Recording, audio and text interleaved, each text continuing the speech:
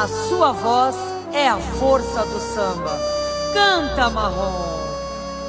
Não deixe o samba morrer, não deixe o samba acabar. O morro foi feito de samba pra gente sambar. Aqui é a morada do samba. Tem que ter muito respeito para nossa história. Alcione, a voz marrom que não deixa o samba morrer. Caramba! Não deixe o samba morrer, não deixe o samba acabar. Na mocidade vem ver o nosso povo cantar. A poesia sorriu ao falar de emoção em sua voz marrom. Não deixe o samba morrer, não deixe o samba acabar. Na mocidade vem ver o nosso povo cantar. A poesia sorriu ao falar de emoção em sua voz marrom. Mãe negra, baila seu sonho nua, exala o canto da flor mais bela. O sol há de brilhar mais uma vez. O povo desce o morro para consagrar a voz que eterniza a força do nosso cantar. A gira do jogo que invade o terreiro, faz do samba de volta um batuque terceiro, uma linda aquarela. Marrom é o tom da nossa canção, é raiz da resistência, a minha inspiração. São Luís do Maranhão, lugar do amor, onde o canto da menina ecoou. A batida do tambor é pro santo abençoar o bar, meu amor, descansa popular. São Luís do Maranhão, lugar do amor, onde o canto da menina ecoou. A batida do tambor é pro santo abençoar o bar, meu amor, descansa popular. Mulher, mulher, mulher. Mulher, toda forma de amar se traduz em você. O dom de tocar corações, encantar, provocar emoções. A flor da pele declama delírios de amor. Mangueira, sua paixão, estação primeira. No chão de esmeraldas em Mangueira, refloresce a cada carnaval. Numa manhã medrosa, ao sambista mais novo, deixa o pedido final.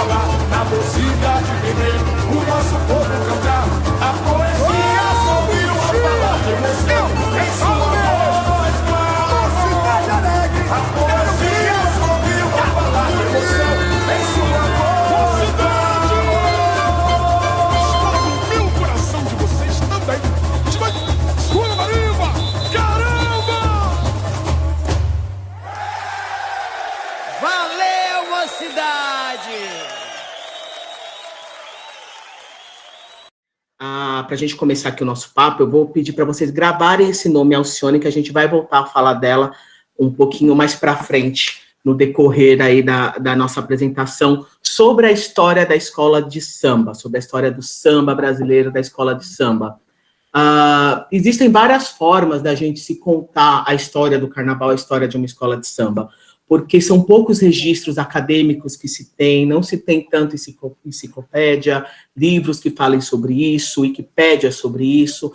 Então, o conhecimento que eu vou passar para vocês é o conhecimento que me foi passado através da oralidade, do que os mais velhos contam, do que é retido dentro de uma escola de samba, do que é passado para os mais novos, vai passando de geração para geração, através do diálogo, através do vocábulo. Aí, para começar, a gente entender o porquê da necessidade das escolas de samba existirem lá atrás e persistirem até hoje, a gente vai dar um salto daqui a uma semana.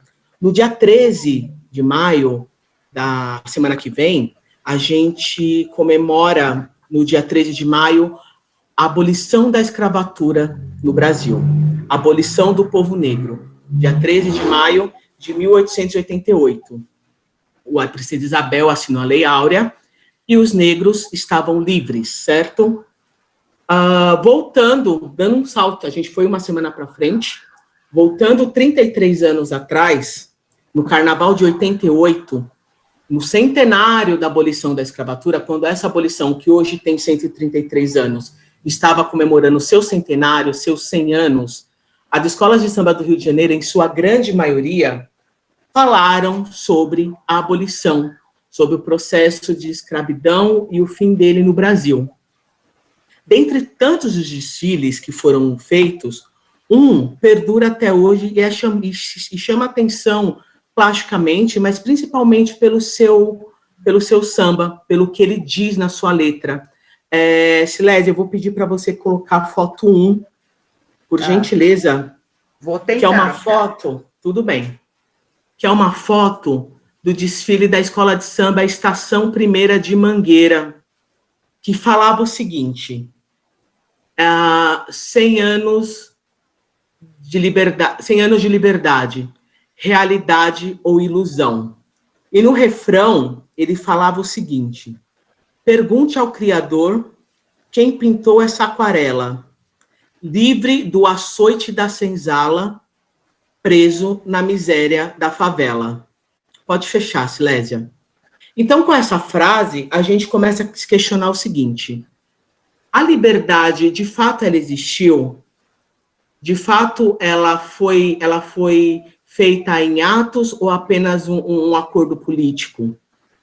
Voltando para aquela época, para 88, quando aconteceu a abolição da escravatura, os negros eles estavam livres, eles estavam libertos do açoite da senzala, né, como diz o samba. Não se tinha mais o tronco, não se tinha mais o escravo cativo, ou seja, aquele escravo que era preso na senzala, mas ele foi solto em que realidade? Em 88 até 1960, isso desde antes, mas durou até 1960, o Rio de Janeiro era a capital federal da República do Brasil. Então, era a maior cidade brasileira em questão de cultura, em questão de sociedade, em questão de população, Rio de Janeiro. E aqueles negros que eram livres, eles começaram a ocupar alguns locais à margem da sociedade, em cortiços, em pequenos prédios no centro do Rio. E isso começou a incomodar a sociedade, porque antes o negro era tratado como escravo, mas ele agora tinha que ser tratado de igual para igual. Numa república nova, os negros estavam inseridos de que forma nessa sociedade? Em 88 também acontece, naquele período, logo após esse período, acontece um outro fator muito importante, dois fatores muito importantes. A Guerra de Canudos e o Bota Abaixo, que é um projeto de governo de um prefeito do Rio de Janeiro, Pereira Passos, que colocou abaixo todo o centro do Rio de Janeiro para construir grandes avenidas. Primeiro ponto, a Guerra de Canudos. foi prometido a esses negros que estavam livres, que não tinham muito o que fazer, porque não se tinha emprego para eles, né? Quem ia empregar um negro? Quem ia pagar para um negro que até 1 ano atrás, 2 anos atrás, era escravo e fazia trabalho de graça? Não se tinha empregos decentes, não se tinha uma sociedade que absorvesse esse negro. O governo federal deu como esperança para eles um pedaço de terra. Eu te dou um pedaço de terra, mas você tem que ir para a guerra defender o governo contra o levante de Canudos, que era na Bahia. Então, foi aquele monte de homens para essa guerra, com a esperança de que, quando retornasse dela, fosse dada um pedaço de chão, uma terra, para que ele pudesse ali fazer a família dele, dar continuidade aos seus, dar sustento para os seus. Essa guerra acabou, Canudos acabou, e esse povo começou a retornar. Chegando no Rio de Janeiro, cadê essa terra? Não se tinha. O que o prefeito fez? Ele botou abaixo o cortiço e começou a distribuir para esses negros pequenos lotes num morro no centro do Rio de Janeiro, que era feito com terra dessas obras que eles estavam fazendo na cidade, colocando abaixo a cidade, um processo para tirar o Rio de Janeiro feio, para construir grandes avenidas, desse bota abaixo. Então, com essa terra, se construiu um morro no Rio de Janeiro, chamado Morro da Providência, que existe até hoje, Morro da Providência, porque precisavam ser feita uma providência, e esses negros foram morar lá. E lá, eles deram o nome de favela. Por isso que hoje, quando a gente fala, é a favela do Elisa Maria, a favela não sei da onde, é originário desse nome, favela, dado para esse Morro da Providência. E favela, por que favela? Favela é uma flor que tem no sertão da Bahia. É uma flor que nasce próximo a cactos, aí Juliette, né, lembrando, linkando com o que está hoje em voga, essa flor chamava favela, eles conheceram essa flor durante a guerra e deram o nome para esse morro, Morro da Providência, de favela. E todos os morros, por sequência, esses negros foram morar, adquirir essa alcunha de favela também, e isso perdura até hoje, certo? Aí esses homens, essas famílias, esses negros que eram escravos, que estão libertos, eles tinham consigo todo o seu laço de ancestralidades, toda a sua vocação de ancestralidade da sua terra natal, a sua forma de dançar, a sua forma de batucar. A gente vê os capoeiristas surgindo, a gente vê os primeiros homens fazendo serestas, só que tudo isso era marginalizado. A polícia, se hoje a polícia corre atrás do baile funk, naquela época, há 100 e poucos anos atrás, corria atrás de quem fazia capoeira na rua, corria atrás das rodas de samba. Existiu, no centro do Rio de Janeiro, uma baiana, que é conhecida como a mãe do samba, aí a foto 2, Silédia, se você puder colocar, chamada de Tia Ciata. Tia Ciata era uma baiana de nascença, mas uma baiana que vendia acarajés, vendia comida, né, para esse povo, e recebia na sua casa esses negros que faziam samba, que faziam música. As primeiras rodas de samba nasceram na casa de Tia Ciata. Na foto 4, que você pode... Na foto 4... não, perdão, desculpa, não é a foto 4 não, pode manter essa mesmo. Na casa de Tia Ciata foi gravado, foi escrito, na verdade, o primeiro samba em registro brasileiro chamado Pelo Telefone. Então, essa mulher, ela foi uma resistência. Na casa dela eram feitos esses encontros para que o samba perdurasse. E isso começou a ganhar muita força.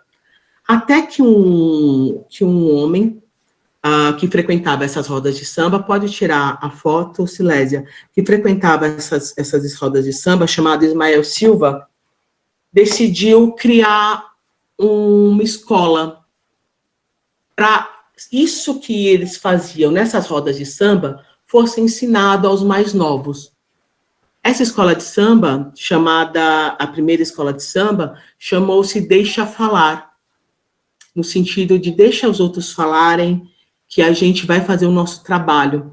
Nascida no bairro do Estácio, no Rio de Janeiro, onde se tem hoje uma grande comunidade que até hoje frequenta esse lugar, que chamava Deixa Falar, e hoje chama Estácio de Sá, Escola de Samba Estácio de Sá, escola de samba mais antiga do Rio de Janeiro, mais antiga do Brasil.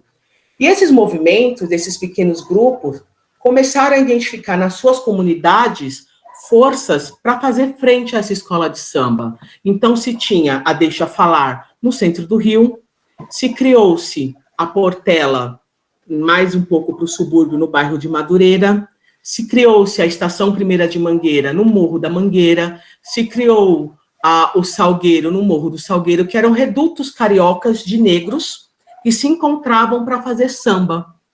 E isso começou a ganhar uma força tão grande que eles se organizaram e decidiram competir entre si durante o carnaval para ver qual que era a escola mais animada, qual que era a apresentação mais bonita, quem tinha o samba melhor, quem tinha a melhor batucada.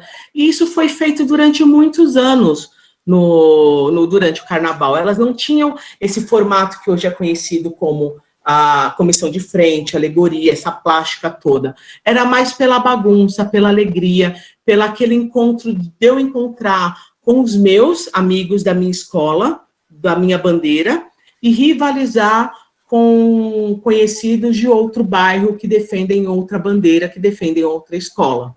Isso perdurou durante algumas décadas no Carnaval do Rio de Janeiro. A prefeitura legalizava isso, acompanhava isso de perto, era feita uma apuração com votos, e era dado todo ano um troféu para essa melhor escola.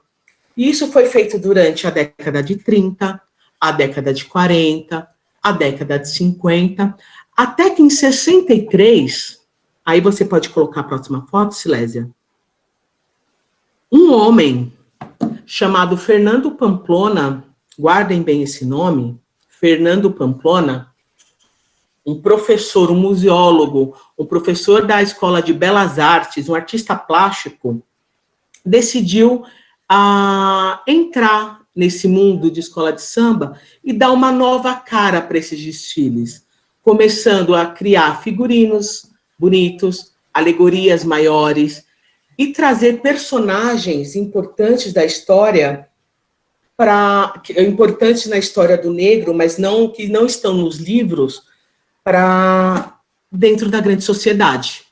Esse desfile, essa foto, ela é de 1963, é o desfile sobre Chica da Silva.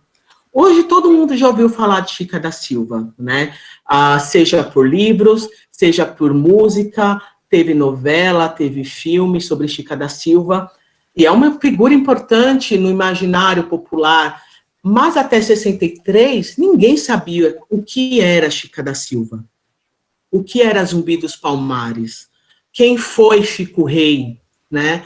E a escola de samba, através desse primeiro desfile Chica da Silva, que foi campeão, inclusive, desse homem, Fernando Pamplona, a sociedade começa a olhar, poxa, que bonito isso, que interessante essa história, que interessante essa mulher, nunca ouvi falar, porque não está no livro da história, não está no livro de história, na cartilha do primeiro, segundo, da quinta série. São personagens que foram incluídos na sociedade como voz de resistência do povo negro através da escola de samba. Então, a gente tem aí, a partir desse momento de 63, a Chica da Silva começa a encantar, né? A escola de samba começa a ganhar popularidade na mídia, vendas de discos de vinil, que não são da época de vocês, aqueles discos grandes, né, de vinis, começa a se ter alguns VTs de transmissão em televisão, e isso começa a ganhar muita força. O povo da sociedade mais alta, o povo com dinheiro, o povo, digamos, classe média alta, começa a se interessar por esses desfiles e começa a frequentar essas escolas. Fernando Pamplona auxilia nesse passo, trazendo a parte estética, a parte plástica, a conceitualização, como a Silésia falou no início, de cálculo para se fazer reprodução de uma fantasia, quantas penas precisa se comprar, que tipo de profissional precisa fazer para fazer uma estrutura de uma alegoria. Ele traz isso, né, para os desfiles das escolas de samba. Isso em 63. Na próxima década, nos anos 70, a gente tem a massificação das escolas de samba como grandes sociedades, um modelo mais parecido com o que a gente tem hoje. Por quê? Estávamos num período de ditadura, certo? O negro tinha pouco espaço na televisão, tinha pouco espaço na mídia, tinha poucos negros famosos no Brasil, de população de massa. E surgiu uma cantora chamada Alcione, que hoje é conhecida até hoje, em 74, com a primeira letra, com a primeira música gravada por ela, chamada Não Deixe o Samba Morrer.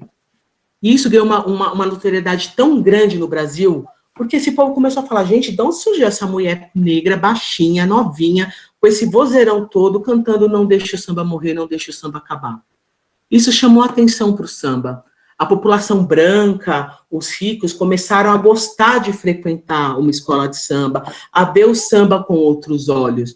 Paralelo a isso, a gente tem também o investimento financeiro do jogo do bicho. Vocês já ouviram falar em jogo do bicho? Que tem em alguns bairros essa situação, essa contravenção, que é popular, que é errado, que não é. Não estou aqui para julgar a situação de jogo de bicho nenhum. Mas os bicheiros começaram a ajudar as escolas de samba. Tem um documentário no Globoplay, quem puder acompanhar, chamado Doutor Castor, que fala mais sobre esse aspecto. E o jogo do bicho começou a ajudar as escolas a produzir desfiles melhores, mais luxuosos, mais suntuosos, nos modelos que a gente conhece hoje. Então, uma cultura negra começa a ganhar massa, começa a ganhar respeito através desses anos 60, 70, quando se tem um apuro mais artístico, através das artes plásticas, quando se tem um reconhecimento cultural, trazendo esses personagens históricos para os desfiles, quando se tem a massificação desses desfiles através das transmissões televisivas, e isso graças ao dinheiro público e ao dinheiro desses bicheiros, a ajuda desses bicheiros, que ajudaram a fomentar a escola de samba quando a gente conhece isso. Então, elas foram crescendo, e precisava de um palco. Não dava mais para fazer desfile como era feito antigamente na rua, embaixo de fio de televisão, embaixo de fio de luz, embaixo com buraco no asfalto. Então, foi solicitado ao Oscar Niemeyer que construísse uma passarela para esses desfiles. Essa passarela perdura até hoje, no Rio de Janeiro, chamada de Marquês de Sapucaí, e em São Paulo, chamada de Anhembi, ali perto da Marginal Tietê, da rodoviária do Tietê. São as fotos 5 e 6, Silésia. Quando se tem um palco, quando se tem as passarelas de desfile, o campeonato começa a ficar mais interessante. Porque você imagina, uma coisa é um Corinthians e Palmeiras sendo disputado num campo, sei lá, num campo de bairro. Outra coisa é um Corinthians e Palmeiras ser disputado no Maracanã, no Morumbi. E as escolas de samba começam a ganhar esses palcos e isso começa a acirrar as disputas. Começa a criar uma identificação maior, começa a se ganhar torcida, porque a arquibancada gera essa emoção, esse emocional de se ter torcida. Porque você imagina, aqueles negros antes que estavam segregados, criaram esse movimento, se encontraram para brincar esse movimento, para congraçar essa sua negritude através dessas brincadeiras. Isso ganha um aspecto de disputa, essa disputa ganha um palco, esse palco é televisionado e vai para o mundo todo, vira um comércio, como a gente pode ver aqui na próxima foto, Silésia, na foto 7. Aqui nós temos a campeã do Carnaval do Rio de Janeiro, e aqui na foto 8 é de São Paulo. Aqui é a Unidos de Viradouro, e aqui é a Guia de Ouro de 2020. E em ambas, você pode ver no canto da tela, você pode ir para a última foto, tem aqui esse logo da Globeleza, tá vendo? Aqui no meio da tela, mais um pouquinho para baixo. Em ambos tem esse logo da Globeleza, que é a transmissora, que é o grande público hoje, que leva isso para o mundo todo. É muito importante esse reconhecimento também. Só que até que ponto, como elas chegaram aí, a gente nunca pode esquecer disso. Porque ali a gente está vendo muito luxo, muita beleza, mas por trás de tudo isso se tem uma história. Se tem uma história de uma comunidade, se tem uma história de um reduto, se tem uma história de um grupo de pessoas que se reúnem para fazer isso. Porque a mágica do desfile da escola de samba são 3.000, 4.000 pessoas que se juntam para desfilar. Só que elas não se conhecem. elas não se conhecem, a grande maioria. Há ensaios, Danilo? Sim, há ensaios para 300, 500 pessoas, para 1.000 pessoas, talvez, mas o grande número, o grande bloco humano, a emoção, se encontra uma hora antes, se junta, entra na avenida e faz acontecer um desfile. De que forma que isso acontece? É a magia, é o que faz a gente que gosta de escola de samba ficar alucinado, porque ali você tem uma pessoa que mora na favela, uma pessoa que tem uma condição de padrão de vida melhor, nós temos um analfabeto, nós temos um doutor, um médico, um bombeiro, a gente tem um mendigo, a gente tem um advogado, todo mundo vestindo uma mesma fantasia, cantando um mesmo samba, defendendo uma mesma escola, um mesmo pavilhão. E isso se dá, isso acontece, e não tem cálculo, não tem fórmula para isso, a não ser a emoção que gera tudo isso. A mesma emoção que há 100 anos atrás fizeram os negros, que eram escravos, serem soltos, se reunirem para fazer rodas de samba, essa mesma emoção lá de trás é a emoção que faz hoje uma escola ir para frente. Uma escola entrar na avenida para defender a sua identidade. A gente tem hoje escolas como, por exemplo, Nenê de Vila Matilde. Ela é da Vila Matilde. Vila Matilde foi um reduto, um bairro negro na zona leste de São Paulo. O Vai-Vai, que é no Bexiga, que é uma importância tremenda para aqueles negros do centro de São Paulo, para aquela região que foi uma região, sim, de quilombo, foi uma região, muitos negros morreram, o bairro do Bexiga, da Bela Vista, da Liberdade, que hoje é um bairro japonês, era um bairro negro em São Paulo. Era um bairro que tinha senzala, que negros eram mortos, entendeu? Que negros eram enforcados ali. E ali se nasceu uma escola de samba para representar aquele povo dissidente, que tem essa ancestralidade desses negros que morreram. A gente tem uma Mocidade Alegre que defende o bairro do Limão, uma Roda de Ouro que defende uma freguesia do Ó, que são redutos periféricos. Você não tem uma escola de samba num Morumbi, num Jardim Paulista. Pode-se ter no futuro, óbvio, mas a grande maioria, por essência, ela é periférica. Ela sai de Itaquera, ela sai do Grajaú, ela sai dos extremos para se apresentar para o grande público. E são pessoas que trabalham um ano inteiro por 65 minutos de desfile. E se não é amor, se não é emoção que move isso, não tem outra explicação. Eu desconheço um outro tipo de explicação. A gente tem no Rio de Janeiro escolas de sambas mais antigas que estão prestes a completar 100 anos, daqui a 2, 3 anos, que vão ser um centenário dedicado à cultura desse país. Escolas que têm uma importância para suas comunidades tremenda, tremenda. Seja culturalmente, através do esporte, através da música, formando costureiras, formando os profissionais artesãos, formando músicos. E isso é muito importante porque é popular, porque é nosso. E eu não duvido que vá perdurar por muitos mais anos, porque ela não precisa de muito para acontecer. Ela precisa de 2 ou 3 que se encontrem, se conversem, que batuquem uma caixa, que ali sai um samba. E isso é fato. Eu não sei se a Silésia tem alguma coisa, quer falar alguma coisa, Simone, se eu me estendi demais. Oi, Danilo. Eu quero, sim. Primeiro eu vou fazer uma pergunta para ele, depois vocês, alunos, ou qualquer professor, quem quiser fazer alguma pergunta, por favor, faça. Aí a gente vai, conforme um vai terminando, aí o outro vai falando, assim, cada um na sua vez. Ô, Danilo, como a gente estava conversando logo no início, logo no início que eu cheguei a falar com você, com a pandemia, a arte teve que se reinventar. Né? Eu vejo, como professora de arte, de uma certa forma, eu costumo falar que a arte, vamos usar essa palavra, evolui, conforme a sociedade está indo caminhando. Ela vai junto, não tem como. O encontro entre a arte e o público, os atores fizeram o quê? Foram para as lives, começaram a fazer stories, mini novelas, coisas. Eles começaram o quê? Shows também. Se adaptaram, né? Essa nova realidade. Como fica a situação do carnaval, que é para a rua, é o acúmulo do povo, é aglomeração. O que o carnaval? Porque tem essas mudanças que vêm acontecendo, né? No carnaval. Sim. Até a Simone tinha falado daquelas ondas de transformações que vêm vindo.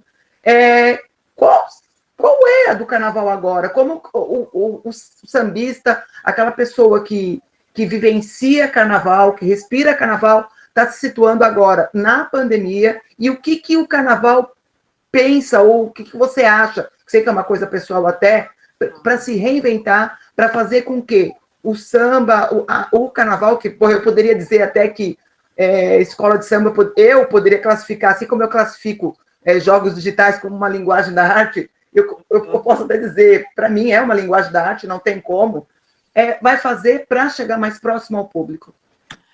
Então, Silésia, cada escola ela tem a sua forma de encarar esse advento da pandemia. Teve uma forma de encarar esse advento da pandemia. Algumas partiram para produzirem lives com sambas antigos, com grupos pequenos, como se fossem pocket shows, e isso ser transmitido através do YouTube para quem é inscrito no canal da escola. Algumas outras partiram para o campo social, ajudando as comunidades, arrecadando cestas básicas, arrecadando material de higiene e limpeza, para ajudarem as suas comunidades. Algumas partiram para esse campo. Outras fazem os dois, e outras não têm, estão realmente com o sentido de enrolaram a bandeira. Não estão trabalhando, não estão fazendo atividade nenhuma. Por quê?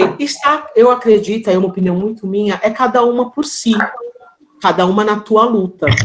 Porque se há, sim, uma liga, que deveria ser a porta-voz de todas, mas essa liga, ela atua muito mais hoje no sentido de produção de desfile. E como não se tem uma data, e possivelmente não vai se ter tão cedo, essa liga, ela perde voz perante as escolas. Ela dá a cada escola a sensação de, está autorizado, faça o que você quiser fazer. Quando a gente tiver, de fato, uma data que o governo autoriza, a gente se reúne para estipular quando que vai ser, como que vai ser julgado. A liga, ela atua dessa forma. Isso dá brecha para que cada escola trabalhe de forma única, isso no que tange a processo de pandemia, de entendimento, de estar mais perto da sua comunidade, do seu público, do público que gosta de carnaval.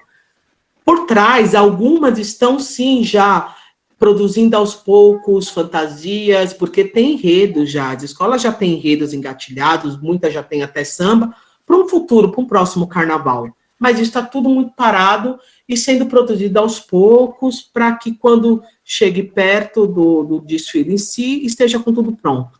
Tem umas que caminham para esse lado. Vou dar alguns exemplos, certo? Tem a escola de samba Mancha Verde, que é a escola de samba aqui de São Paulo. Ela fez agora, nesse final de semana, 2 dias de live com samba, com a apresentação de um casal de festa de porta-bandeira, a apresentação de 2, 3 baianas, e isso, uma live de 2, 3 horas, como se fosse um show que eles fazem para uma empresa, eles fazendo isso no YouTube para transmitir isso para o público do samba, para o público da comunidade deles. Algumas escolas se reuniram para agora, no próximo final de semana, no sábado, fazer uma carreata no Sambódromo de São Paulo. Cada escola vai ter uma meia hora, onde as pessoas vão estar no seu carro, certo? Dirigindo dentro do sambódromo, tocando o samba antigo da escola, uma forma das pessoas se encontrarem, e cada carro tem que levar, se eu não me engano, uma cesta básica, e essa cesta básica vai ser doada a populações que estão de fragilidade alimentícia nesse momento. Então, é um movimento que algumas escolas estão fazendo, essa carreata agora, por exemplo, no dia 15, que vai ocorrer no AMB, como se fosse um desfile, né? Mas, na verdade, todo mundo dentro do seu carro, vestido uma fantasia da sua escola para andar ali meia hora dentro do sambódromo no carro para fazer essa ação que visa arrecadar fundos, né, arrecadar cestas básicas para suas comunidades. A minha opinião pessoal é a escola de samba, todas elas, ela tem um fundo, como eu falei na minha apresentação, um fundo social, um fundo de comunidade. E isso sempre tem que ser a premissa. Ela sempre tem que estar voltada para a sua comunidade, para a sua população. E auxiliar essa comunidade, auxiliar essa população, eu não estou falando só em dinheiro, não, em cesta básica, 1 quilo de arroz, não. Estou falando em fomentar culturalmente, ser espaço cultural para aquela comunidade. Tem que abrir as portas para oferecer cursos, oferecer oficinas, oferecer entretenimento, sim.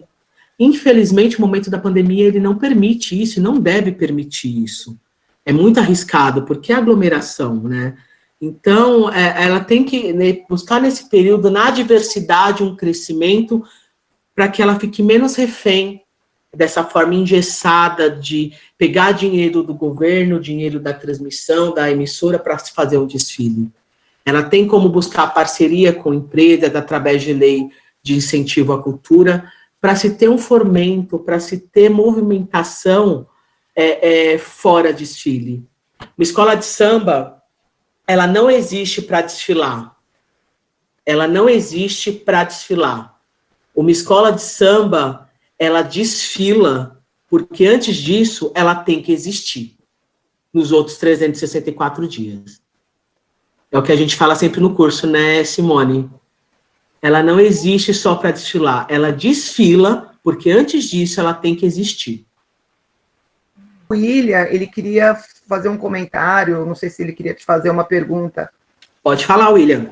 Boa noite, parabéns, Danilo, pela sua palestra. Você fez eu viajar no tempo aqui, eu estou dando aula aqui, tá? Silésio, parabéns pela iniciativa.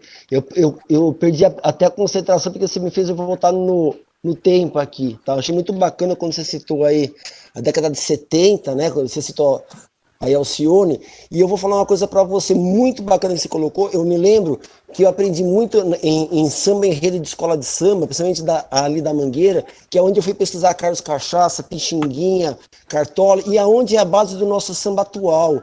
É uma riqueza muito grande. A hora que você citou aí, você citou lá desde o início, né? E é muito verdade que os grandes sambistas veio lá da década de 10, 20, né? Por exemplo, Carlos Cachaça, ele nasceu acho que em 1910 alguma coisa. Exato, Cartola. E eles são embasados, todos os compositores atuais são basados. Eu tenho a pessoa que o marido da Augusta, não sei se ele deve estar aqui, também faz parte de escola de samba, e ele pode até me ajudar nessa questão, mas é muito bacana isso que você colocou, parabéns, tá? Eu quero agradecer em nome da escola, tá? Parabéns a você, parabéns a Silésia pela essa iniciativa, e as demais professoras, tá? Eu peço desculpa porque eu estou em aula, mas eu perdi o foco, que eu achei muito interessante essa palestra, tá bom? Obrigado, outra coisa que eu queria comentar também, é muito bacana quando a gente vai para Avenida, eu sou apaixonado, eu gosto, e lá a gente é todo mundo igual ali, dá aquela energia forte, né? Às vezes entra uma escola de samba que você nem tem afinidade, mas o samba é tão bom que você se envolve com a escola também, né? É aquilo, a magia do imponderável, do que pode acontecer, porque é um espetáculo a céu aberto, que se você programa um ano todo para se apresentar. E se na hora estiver chovendo, você tem que entrar debaixo de chuva. Se na hora quebra um carro, você tem que levar aquilo para o final, você tem que entregar um desfile, você tem que emocionar. Antigamente, para você emocionar uma arquibancada, era muito mais simples, era muito mais fácil. Hoje em dia, para você emocionar uma arquibancada, você tem que derrubar o sinal do Wi-Fi, tem que derrubar as torres de celular, porque fica todo mundo com o celular na mão querendo gravar e as pessoas esquecem de curtir. É igual você quando você vai num show de um artista que tá todo mundo com o celular na mão gravando o show e ninguém mais curte, entendeu? Então, apesar de tudo isso, a escola de samba, ela persiste. Ela todo ano, ela volta lá para aqueles 65 minutos de desfile, porque quem desfila mesmo é contado 20, 22 minutos, porque você imagina, numa passarela de 500, 700 metros, você passar 4.000 pessoas, cada pessoa tem que passar ali por volta de 20 a 25 minutos. Então, você se prepara um ano todo para, em 20 minutos, você entrar naquele lugar e você se sente um rei, se sente um artista, se sente uma celebridade, se sente, a coluna até muda, você até fica com a coluna ereta, fica com o peito cheio, em desfilar, entendeu? E você trabalha só na emoção, porque ninguém ali ganha para desfilar, ninguém ali paga.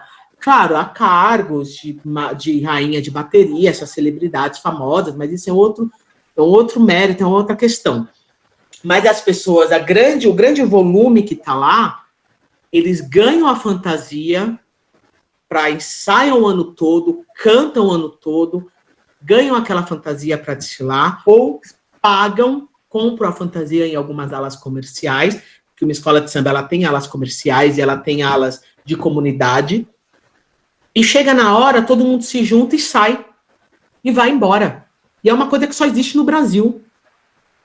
Existem escolas de samba hoje no Japão, na Suécia, na Suíça, na Argentina, mas todas replicam o que eles veem no Brasil, que eles ficam com a cara assombrada de ver um desfile, de ver aquilo acontecer ao vivo, né?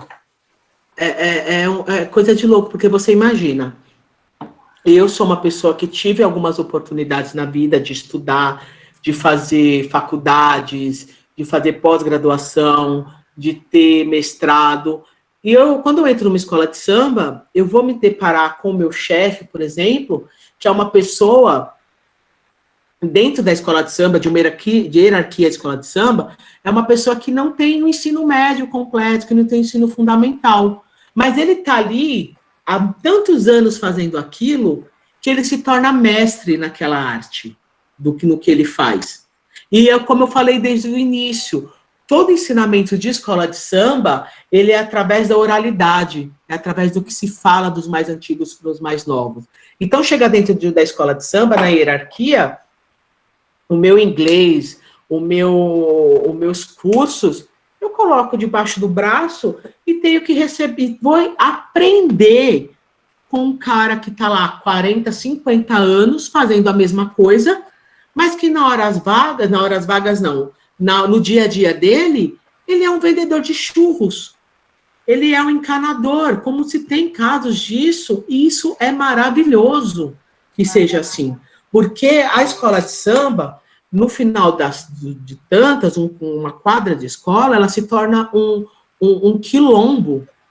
E quando a gente fala quilombo, a gente vai na raiz da palavra. O quilombo eram quando as pessoas que fugiam da senzala, fugiam de situações adversas, se reuniam no meio do mato e se congraçavam ali. Ali se tinha uma hierarquia e aquele quilombo, um ajudava o outro, um defendia o outro, entendeu?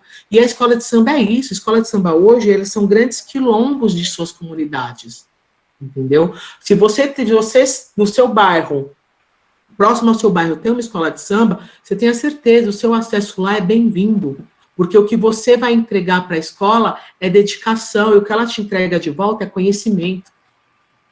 E muitas vezes você está lá dentro, você encontra pessoas, como a Simone falou, diversos níveis de escolaridade, diversas profissões, mas que lá dentro é todo mundo igual, é todo mundo defendendo um mesmo pavilhão. Pavilhão, a mesma bandeira, entendeu? Isso é algo muito poético, muito bonito de se ver, que é possível. Então, quando eu olho para a escola de samba, eu falo, gente, eu ainda acredito. É possível, sim. É possível, sim. Imagina, é que hoje, assim, a gente tem sempre o costume de saudar as escolas de samba que estão na televisão, que são famosas, que estão no grupo que é transmitido, mas se você for olhar os pequenos grupos, os grupos menores, é igual ao futebol. Tem o grupo, a Série A do Brasileirão, mas tem a Série B, a Série D, a Série E. Escola de samba também. Escola de samba tem os grupos de bairro, tem os pequenos grupos, tem as escolas de samba que são familiares, que são feitas na garagem de uma casa e que persistem, que desfilam, entendeu? Então, sempre busquem entender a realidade do seu bairro, porque Se hoje a galera gosta do funk, se hoje a galera se encontra para fazer batidão, para fazer essas festinhas de rua, isso nada mais é do que era uma escola de samba há 100 anos atrás. Da mesma forma que a polícia desce o sarrafo hoje para terminar um baile funk, ela descia o sarrafo para terminar uma escola de samba. Só que naquela época, gente, não se tinha pandemia, então podia se fazer uma roda de samba. Hoje em dia, pelo amor de Deus, não vão no baile funk, e não está podendo ainda, não tem vacina para todo mundo.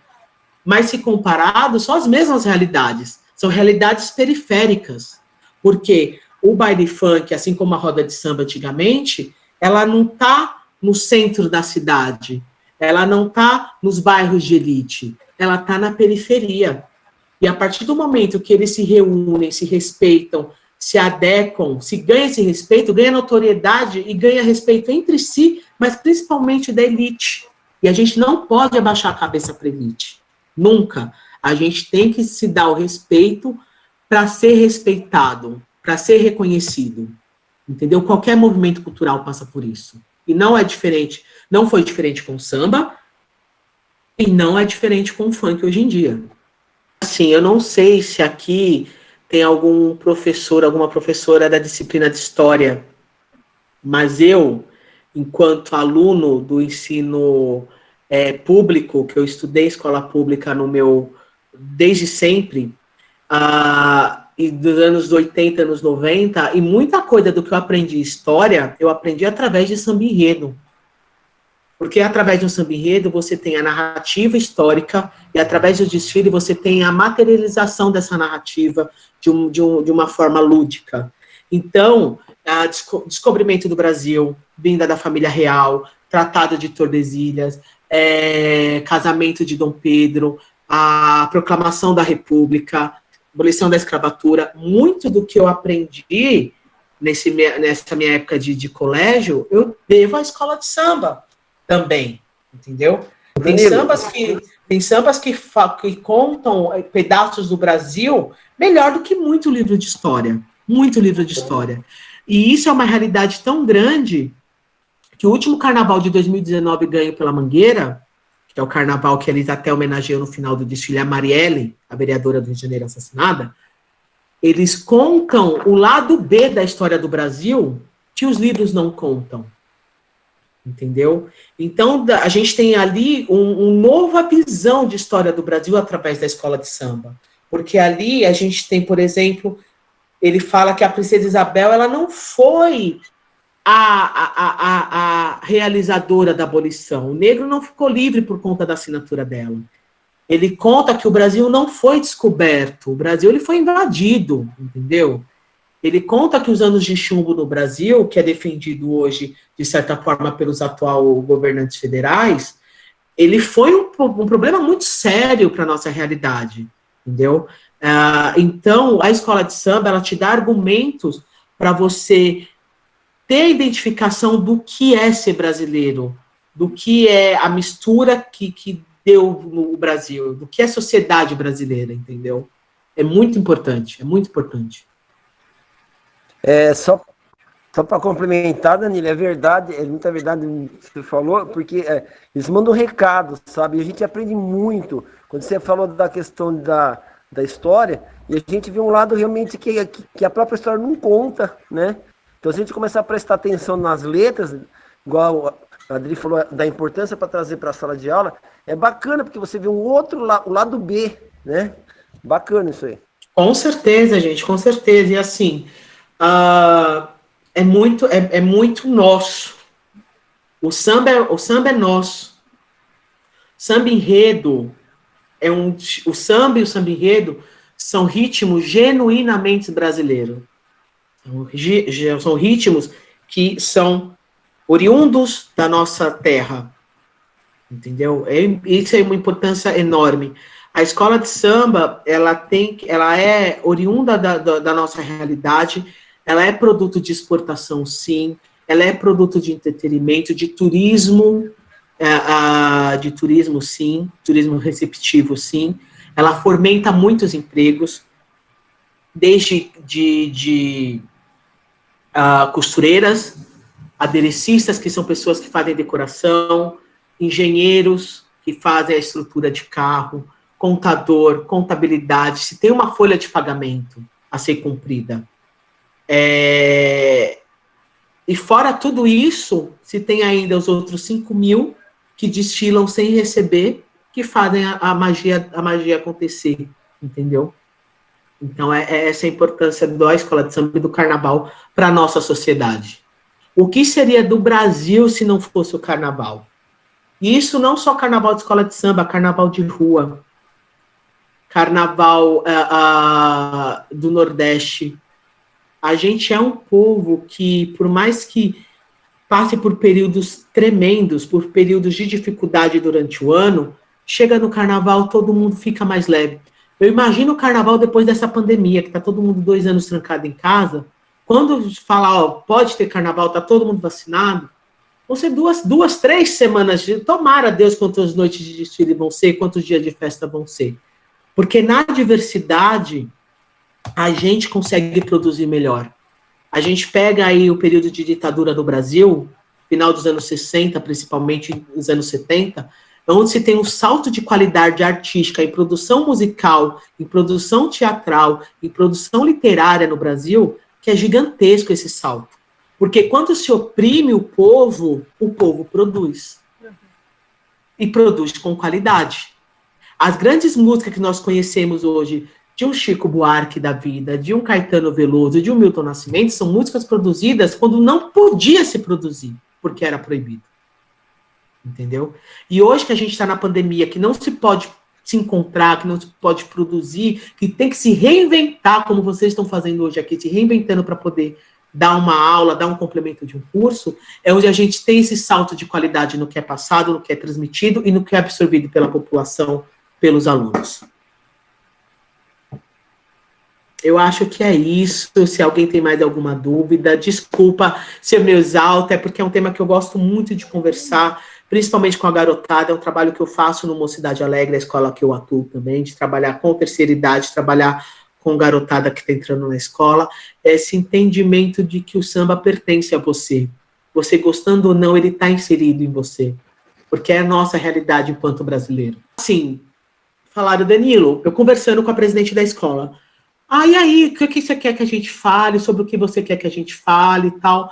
Ela virou assim, vamos falar sobre a Alcione? Eu falei, olha, eu gosto da Alcione, eu posso fazer um enredo sobre a Alcione.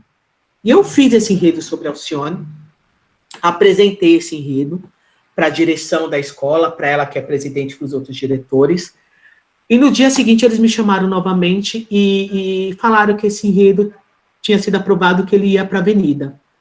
Para mim, que era uma criança que sempre gostei de desfile, era uma realização de um sonho, você imagina. E na escola que você gosta, você vivenciar aquilo de uma outra forma, você ser responsável pelo que ela ia colocar na avenida. Para mim foi emocionante. E o reconhecimento desse trabalho veio quando eu conheci a Alcione. Eu conversei com a Alcione, e ali eu tinha uma postura de fã, tinha uma postura de um historiador, porque, querendo ou não, você vai falar da vida da mulher.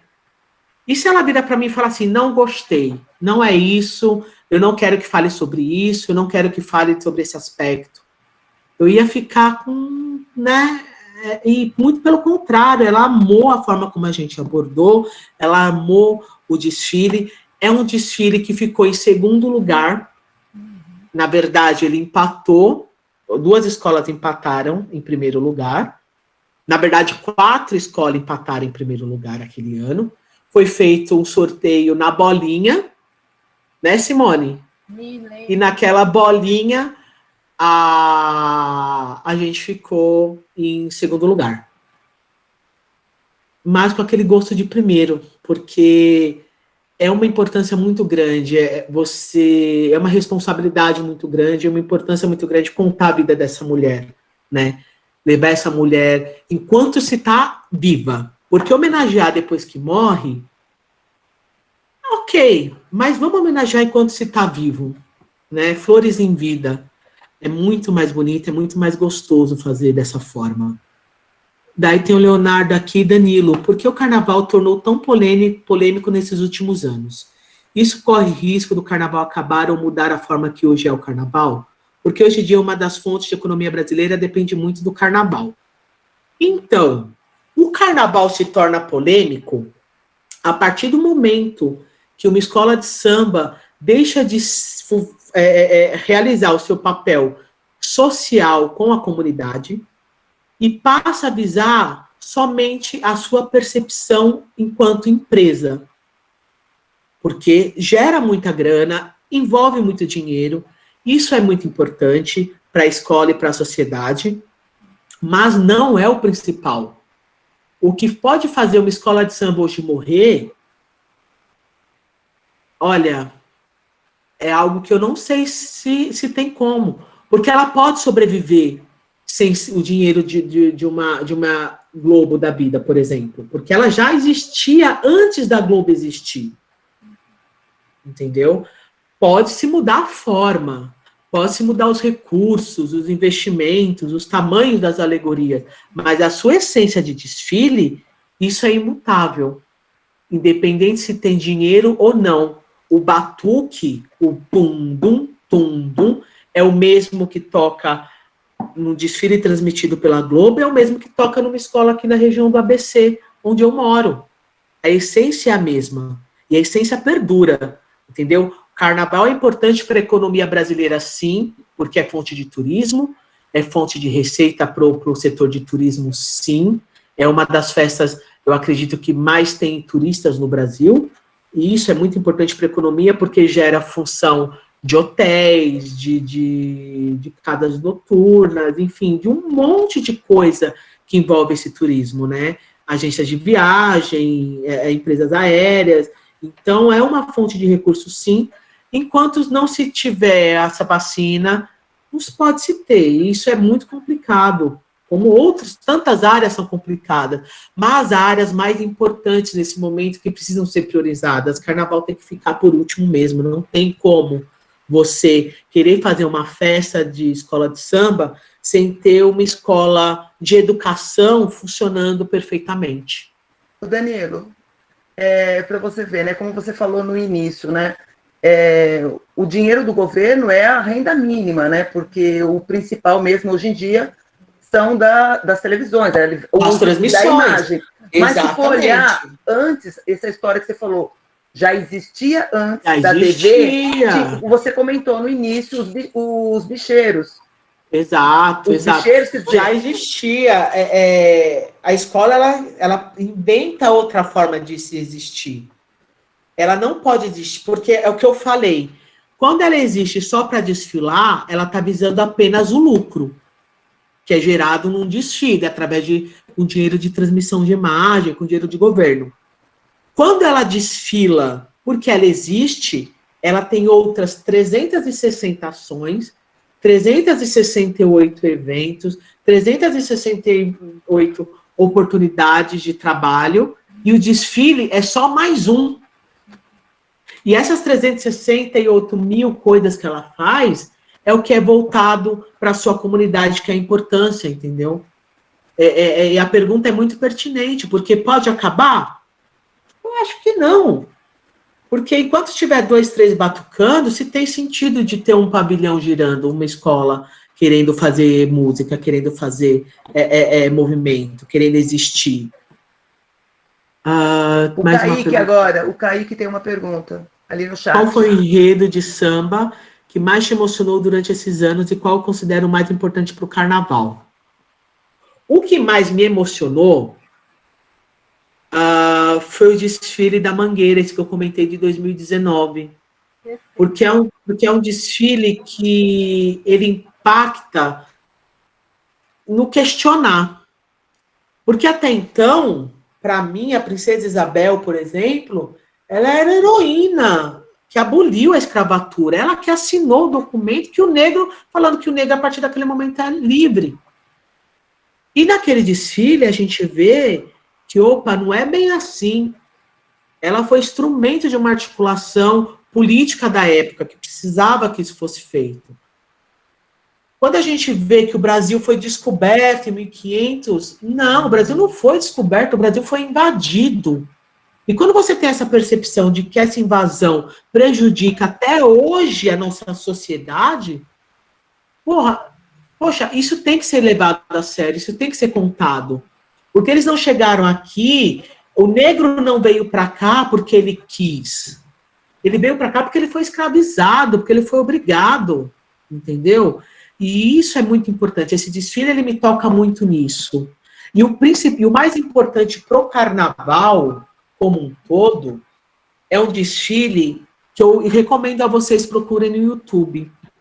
Ele chama Ratos e Urubus, Larguem Minha Fantasia, da Beija-Flor de Nilópolis, de 1989.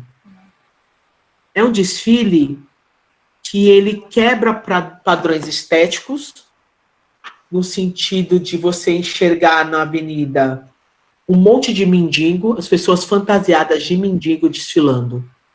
E o porquê que isso foi muito importante naquela época, isso reverbera até hoje, entendeu? É uma festa que extrai do lixo o luxo, né? Essa percepção do que é lixo e do que é luxo. E isso é muito impactante, é muito importante até hoje para o carnaval brasileiro, na sociedade brasileira, entendeu? Se tem polêmicas nesse desfile, sim, como a imagem da cruz de Jesus Cristo, ela foi proibida de desfilar, né, por motivos da igreja proibir, e ele foi coberto com sacos de lixo, aquela imagem do Cristo com braços abertos, né, foi coberto com sacos de lixo, e uma faixa escrita, que mesmo proibido, olhai por nós, porque a percepção do cristianismo é que ele é onipresente, onipotente, onisciente, ele está em todo lugar, e mesmo ele proibido ali, de estar ali, ele estava, né? E isso é muito impactante, vale muito a pena ver Beija-Flor de Nilópolis, 1989, Ratos de Urubus. Amigo, com licença. Claro. Só um momento importante que também falei na educação.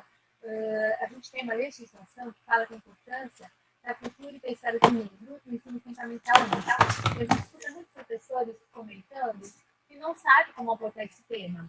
Eu sempre recomendo, assista o Carnaval da Mangueira 2019, e tá lá. Tá tudo lá, é só colocar em prática.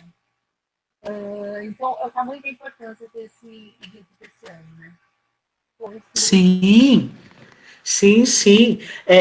Porque é o que eu falei, de tempos em tempos surgem inspirações artísticas que falam direto com a necessidade da realidade brasileira, social daquele período. Como foi em 63, naquela foto de Chica da Silva, a importância dela ser trazida e reconhecida como, de fato, histórica para o Brasil. Esse desfile de 89, que eu citei agora, do Ratos de Urubus, esse desfile da Mangueira, que é um desfile que eu terminei o desfile chorando, e aquele povo todo cantando é campeão, é campeão. Não era o mais luxuoso, não era o mais bonito, mas era o que mais falava a realidade do que a gente precisa ouvir. Porque tem hora que, por mais que a gente saiba, a gente precisa ouvir, precisa que desenhe para a gente entender certas coisas que acontecem no nosso dia a dia, na nossa vida pessoal, profissional, ou na sociedade como um todo. Danilo. Oi. Professor Pablo, eu sou da Mocidade Alegre, quero agradecer a sua presença também. Eu quero saber sua opinião sobre a relação da Igreja Católica com o Carnaval hoje em dia. Nós vimos aquele samba da Vila Maria, né? Sim. Sobre Nossa Senhora Aparecida, né? Você acha que hoje ainda há o preconceito em relação ao Carnaval? Na verdade, eu não digo preconceito. O que acontece muitas vezes, a César o que é de César, ao povo o que é do povo.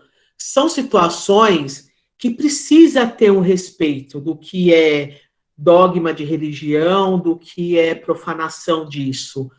São coisas distintas, né? A religião e o carnaval. O carnaval é a festa do povo. O carnaval, se a gente for puxar o termo antigo, já se fazia carnaval na Roma antiga, na Grécia antiga, de outras formas, que era a festa que se falava da carne, né?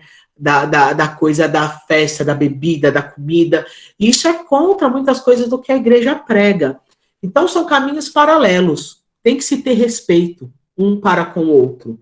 Quando se tem respeito, se tem acolhimento, se tem reconhecimento e se tem coisas bem feitas, como esse carnaval que ele citou, que a Unidos de Vila Maria contou sobre a história de Nossa Senhora Aparecida.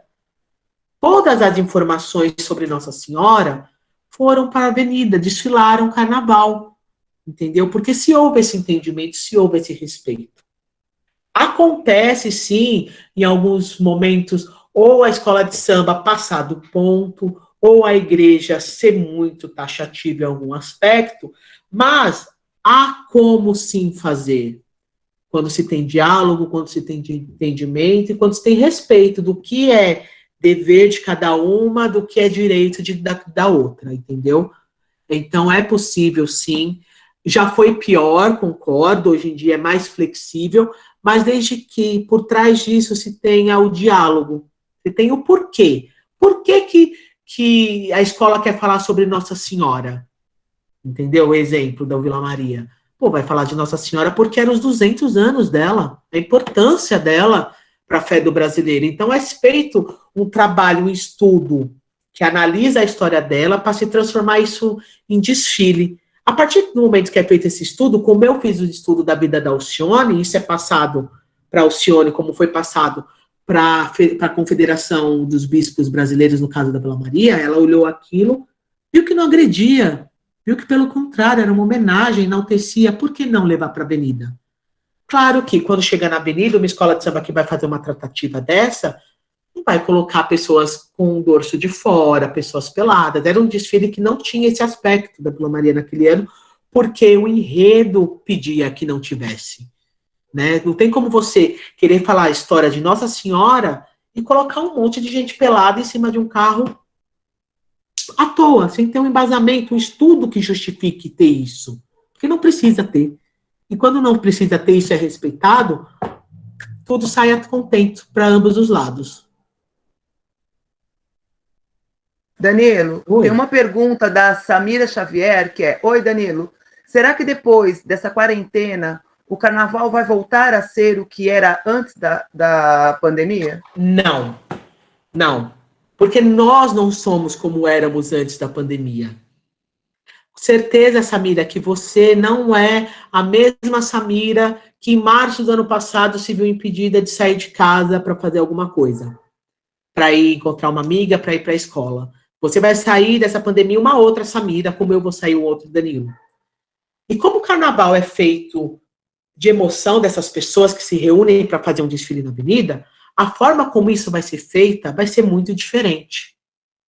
Eu acredito que vai ser muito um carnaval, muito mais da emoção, emotivo, de você poder abraçar de novo alguém, de você poder estar junto de alguém sem ter o medo de passar ou receber o vírus.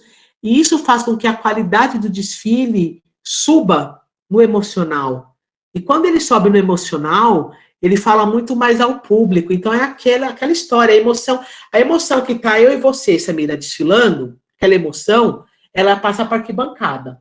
E quando passa para a arquibancada manda de volta para você. E quando manda de volta para você, aquilo te empolga mais. E é sinérgico isso. O que você sente de emoção, você joga para a arquibancada joga de volta, e aquilo faz com que o desfile fique mais legal para todo mundo. Então, eu acredito que serão grandes desfiles, emocionantes desfiles, e eu espero que seja em 2022 ou 2023, mas que seja num período que, de fato, não se tenha risco para ninguém, entendeu? Não vai ser como é antes, porque os últimos foram muito... A competitividade é tão grande que as escolas acabam sendo tão técnicas, tão certinhas no desfilar, que fica muito competitivo, todo mundo tira 10, e uma que erra faz com que a outra ganhe, e a partir do momento que todas voltam nessa loucura de emoção que eu falei, vai ganhar a que for emocionar mais, a que for mais feliz, a que for mais maior no entendimento de emoção, entendeu? Então, acredito que vai ser diferente, sim. Vão sair melhores desfiles mais emocionantes e memoráveis. Ô, Danilo, eu tenho uma curiosidade.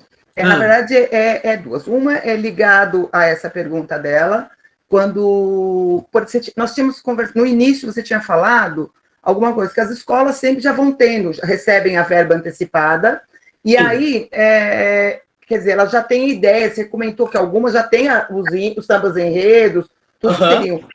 No retorno, elas mesmo já tendo essa verba, elas podem mudar? Podem sim. Podem sim. Exemplo, quando se termina um desfile, um mês depois já se começa o outro. Só que esse outro, ele já vem sendo conversado muito antes. Não é assim, você termina e vai começar o outro do zero. Não, você termina um, passa alguns dias, você começa a falar do próximo. E esse próximo já tem um estudo, já tem um direcionamento de trabalho. Como esse período da pandemia é muito grande, algumas escolas mudaram de ideia. Isso é permitido. Até o momento que as escolas, uma semana antes do desfile, ela tem que entregar um documento para a liga, para o jurado, sobre o que ela vai apresentar. Até essa entrega, ela pode alterar o que ela quiser. Ela pode fazer o que ela quiser. A partir do momento que ela entrega esse documento, uma semana antes, o que ela apresenta na avenida é o que tem que estar nesse documento. Então, ela pode mudar. Só que hoje, como são grandes projetos, dificilmente ela mude alguma coisa no meio do caminho. O que pode acontecer, por exemplo, é uma escola de samba, por exemplo, vamos falar sobre a cidade do Guarujá, porque a prefeitura do Guarujá vai ajudar a escola com uma verba. Beleza, vamos falar sobre o Guarujá. Tudo certo, vamos falar sobre o Guarujá? Ok. Passa daqui a 2, 3 meses a prefeitura de Guarujá e não vai dar, a gente não vai conseguir dar o dinheiro para vocês fazerem, ajudar vocês. A escola, então tá. Ela pode continuar querendo falar de Guarujá? Pode. Mas ela pode mudar no meio do caminho e falar, não, já que não rolou o patrocínio, vamos falar sobre a maçã. Entendeu? Há enredos que buscam sempre um entendimento financeiro para que se tenha um patrocínio mais fácil. Vamos falar sobre o seguinte. A escola ela vai falar sobre o leite. E ali ela pode conseguir um patrocínio da Nestlé, ela pode conseguir um patrocínio da Danone. A Rosa de Ouro, ela tem um campeonato que ela ganhou em 2009, que ela falou sobre a história do chocolate, do cacau. Ela teve um dinheiro muito grande da Cacau Show na época, que ajudou ela, entendeu? Ela não falou sobre a Cacau Show, ela falou sobre o cacau, sobre a história do chocolate no mundo todo, e a Cacau Show ajudou financeiramente, porque tem aderência à história da empresa, entendeu? Isso pode acontecer também. E pode, sim, mudar no meio do caminho. Já houve casos que muda assim, no meio do caminho, sem problema nenhum. E nesse período de pandemia, algumas escolas, acreditando que seria agora em 2021, poder ter desfile, já tinham sambas feitos, outras viram que não ia dar, deixaram para escolher samba mais para frente, entendeu? É muito de escola para escola. Ô Danilo, teve algum momento na história das escolas de samba onde os sambistas, as pessoas envolvidas, pararam para pensar e falaram, opa, nós estamos perdendo a nossa essência? Porque, por exemplo, às vezes quando a gente está indo muito, a gente começa a entrar naquele esquema de comércio, de indústria, ou fazer-se o que se é esperado, de repente, a parte internacional. Que nem, por exemplo, você citou aquela situação de mulher sem roupa, pelada nos carros, tem que ser adequado ao tema, até aí tudo bem. Mas se você for olhar o turista, o turismo internacional, quando ele tem essa concepção de carnaval, ele tem aquela concepção... Essa imagem de já mulher pelada. Já começa por aí. E chegou algum momento em que as escolas começavam a ir, e estavam sempre indo, a gente vê cada vez mais até corpos nus mesmo, 5 tapas, não sei das quantas, mas chegou algum momento de reflexão onde as escolas falaram até que ponto nós estamos indo com a evolução, com a sociedade, ou até que ponto nós perdemos a nossa essência? Sim, olha, eu vou contar em 2 aspectos para vocês. Isso acontece o tempo todo. todos os anos. Cada escola de samba tem um departamento chamado Velha Guarda. Toda escola de samba tem sua Velha Guarda, que são senhores e senhoras que têm mais de 20, 30 anos de escola, de experiência, e que eles vão... É como se eles estivessem na aposentadoria na escola de samba. Você entra na escola de samba para tocar um pandeiro, você vira costureira, você vira ala, chefe de ala, você vira um monte de coisa, vai passando por diversos setores, daí chega uma idade que você já está com um pouco mais de experiência, mais velho, e você vai para a velha guarda. A velha guarda, ela enxerga esses fatores como necessários para o crescimento da festa, mas tem sempre aquela linha tênue de que até que ponto aquilo realmente faz parte do que é ser vai-vai, do que é ser mangueira, do que é ser salgueira, entendeu? Então, isso é um questionamento que é feito o tempo todo. Mas a escola sempre ela tem esse resgate, essa volta. Ela sempre volta. O samba, para você ir além, você tem que voltar um pouquinho no seu passado. O samba, ele tem essa característica. Daí eu vou te dar esse exemplo. Tem uma escola muito famosa no Rio de Janeiro, chamada Acadêmicos do Grande Rio, que é uma escola que ela tem um investimento financeiro muito alto, é a escola que mais desfilam famosos. O pessoal fala que é Unidos do Projac, porque a Globo toda desfila nela, e é muito famoso. A escola que homenageou a Ivete Sangalo alguns anos atrás. Se vocês viram a Ivete, que ela desfilou na comissão de frente, saiu correndo para vir no último carro. E a escola, ela sempre teve esse aspecto, essa característica de ter muita celebridade. Né? A escola da celebridade, muito conhecida. Só que ela nunca ganhou carnaval, nunca ganhou um desfile. E ela sempre sai com enredos muito complicados. Ela já homenageou o Neymar, ela já homenageou a Ivete, ela já homenageou Santos, ela já homenageou Maricá, que é uma cidade do Rio, ela já homenageou o petróleo, ela já homenageou a Nestlé, que são coisas que não falam a realidade da escola. Porque a Grande Rio é uma escola da Baixada Fluminense. Baixada Fluminense, para quem é do Rio, é a periferia do Rio, é a parte mais carente da cidade do Rio de Janeiro. Ela é de Duque de Caxias. E ela era de lá, e sempre falando de coisas que não tinha nada a ver com ela. E sempre ficava no quadro. A Grande Rio ficava em segundo, ficava em terceiro, nunca ganhava.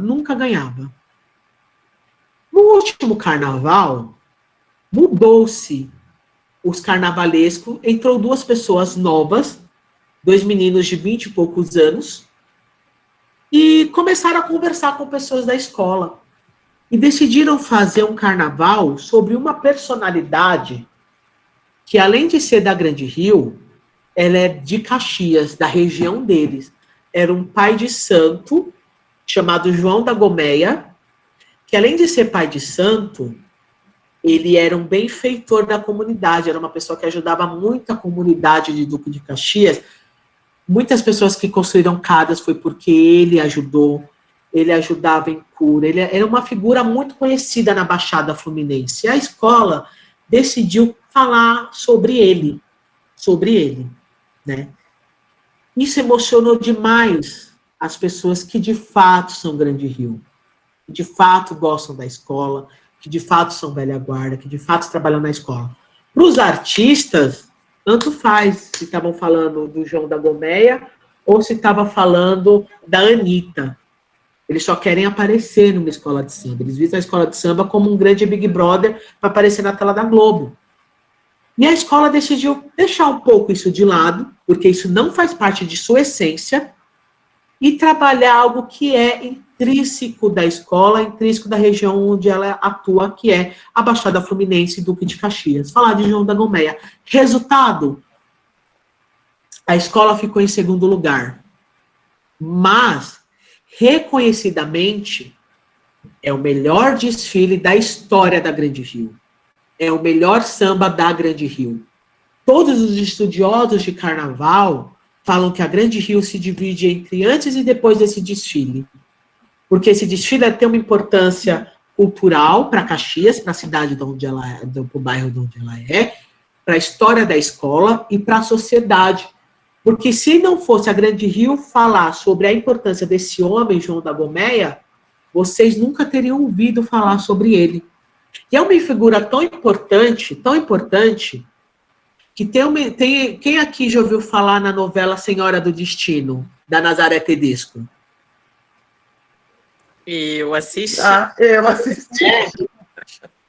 João da Gomeia, a história dele, a história da novela é inspirada na história de João da Gomeia. Entendeu? Em alguns aspectos. O Homem da Capa Preta, o Giovanni Improta, que é o personagem que alguém faz lá na novela, é baseado no João da Gomeia. Então, para você ver como isso é importante para uma realidade de uma população, que antes de desfilar para falar do Neymar, para falar da Ivete, e desfilava, ok, vamos falar da Ivete, legal. Não, vamos falar de um cara que é da minha realidade, de um cara que ajudou a minha mãe a construir a casa dela, de um cara que é o pai de santo que minha avó frequentava o terreiro, entendeu? Isso fez com que o povo de Caxias desfilasse melhor, mais emoção aqui, que joga emoção para aqui, que faz com que o desfile fique muito mais bonito, que o samba seja muito melhor. Isso é aquilo que ela falou. A escola teve esse insight, teve esse link. Poxa, vamos parar um pouco de falar dessas coisas que não tem nada a ver com a nossa realidade, falar um pouquinho sobre nós? O resultado veio. É isso responde um pouco sua pergunta, Islédia. Criou significação, né? Isso, exatamente. Ô Danilo, posso tirar uma curiosidade? Desculpa voltar de novo. Pode falar. Qual a sensação essa é uma pergunta bem pessoal, assim, qual a sensação de você ganhar ou perder por milésimos de décimos de pontos? Olha, a sensação, a apuração de uma escola de samba, eu acho que é a mesma sensação que o cara tem de chutar para o pênalti numa final de Copa do Mundo. Porque é aquilo. Já teve desfiles que nós não ganhamos, eu estou falando eu enquanto Mocidade Alegre, nós não ganhamos, mas o quesito qual eu sou responsável, que era enredo, tirou nota máxima. Mas no final, na soma, nós não ganhamos. Aquela nota máxima para mim não significa nada, porque a minha vaidade pessoal não pode sobrepor a vaidade da comunidade, da escola. Eu posso sim ser reconhecido, ter o meu troféu lá de melhor enredo do ano, de melhor história do ano, sim, mas se isso não refletir no carnaval, no desfile vitorioso, para mim não é a mesma coisa. Não é a mesma coisa. Então, e quando você faz um trabalho, igual a gente fez o trabalho da Alcione, que a escola se esmerou para você perder num sorteio, porque empatou, você ficar em segundo, é como se aquele chute que você e o goleiro, você tivesse para jogar a bola no canto, para o Brasil ser campeão, você jogar ela para fora, para arquibancada. É a mesma sensação, é como se você fosse você o goleiro para chutar para o gol, final de Copa do Mundo. Você, quando perde por meio ponto, por uma bolinha no sorteio, é como se você tivesse jogado a bola para fora. Obrigado.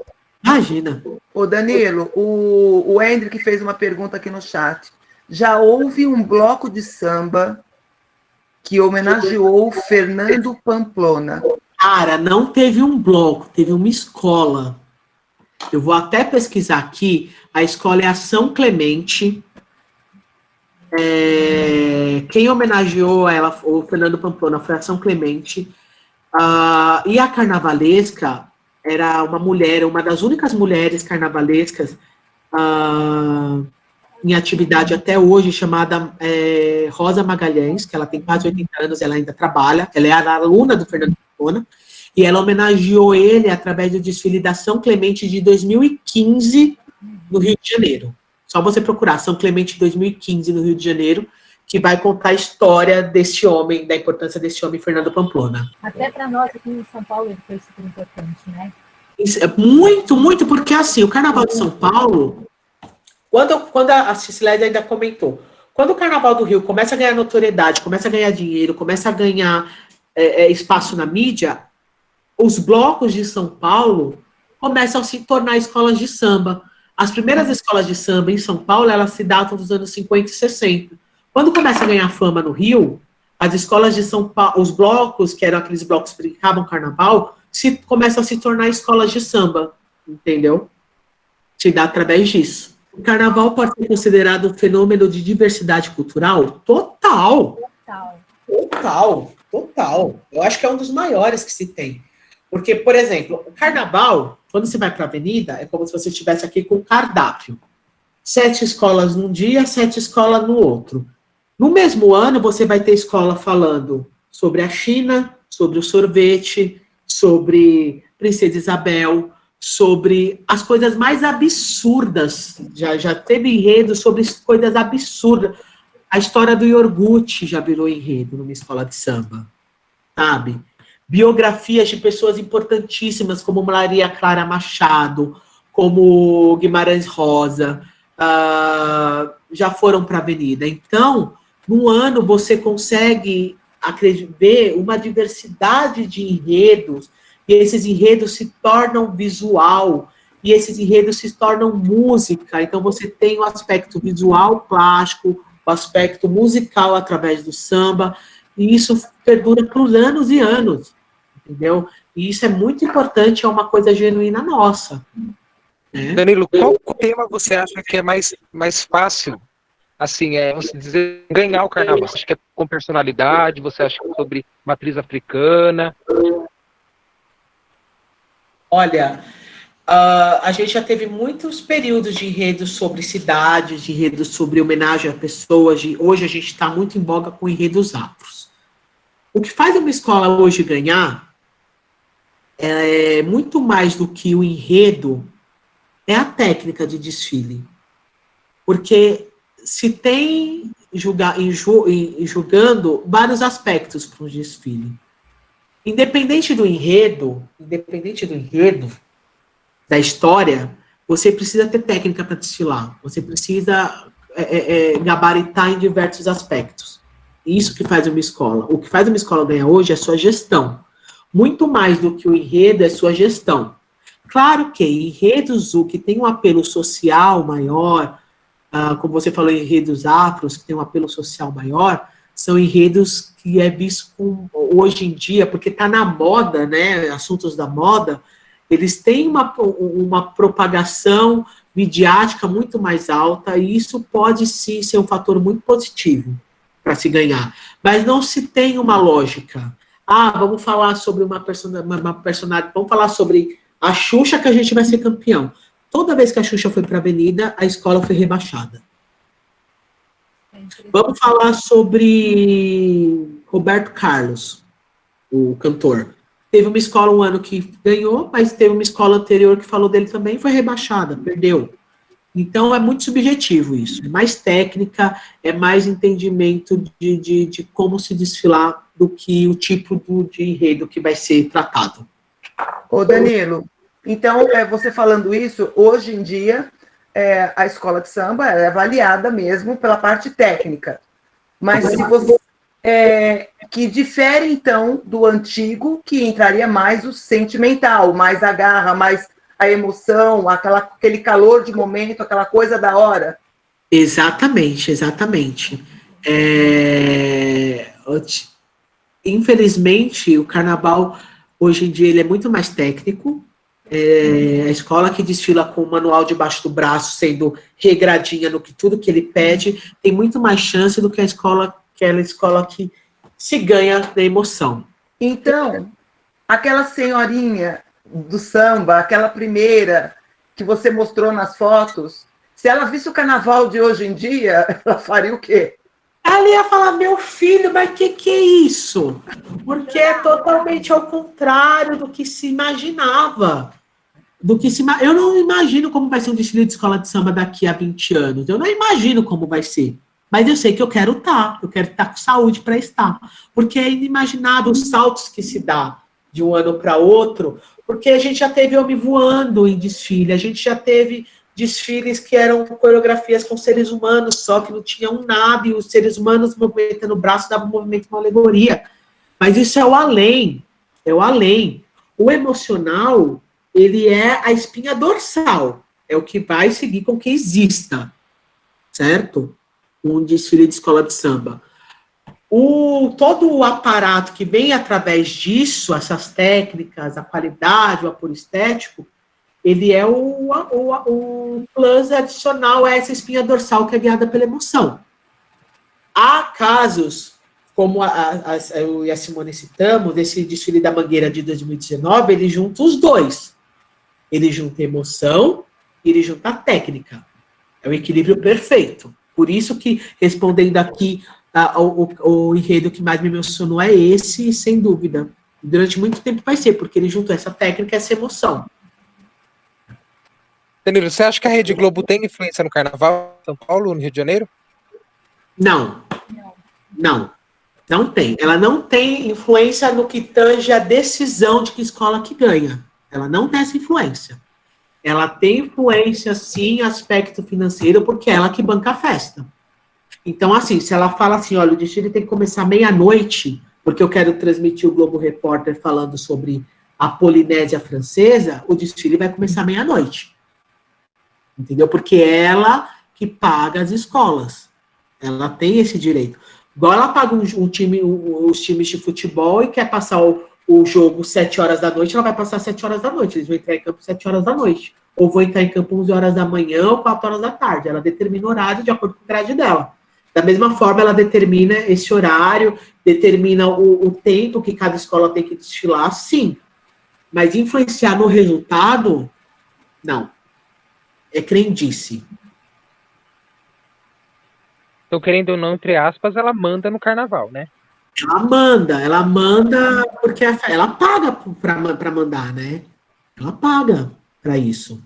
Então, ela manda, sim. Não vou ser hipócrita, ela manda, mas isso é muito importante, porque graças a esse dinheiro, a gente hoje ganha uma visibilidade muito grande e vira até pauta de escolas do ensino público de Campo Paulista para hoje estar falando. Porque se não fosse ela expor isso, não seria uma cultura massificada. A gente tem que dar os créditos também.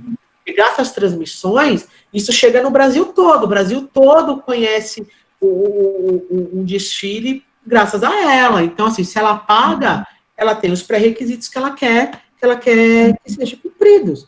A partir do momento que as escolas se unem e falam assim, olha, Globo, eu não quero mais o seu dinheiro, eu não preciso mais do seu dinheiro, eu vou fazer o desfile do meu jeito, aí ok.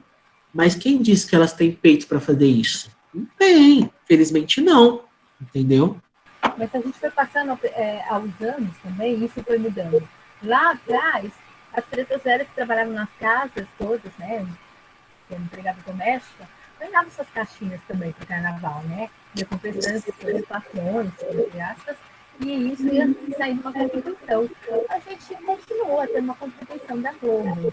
Eu acho que o que mais importa é a festa, que a gente consegue pôr na avenida. É um tema que é livre escolha. Eu quero falar sobre esse tema, eu vou pôr esse tema na minha escola.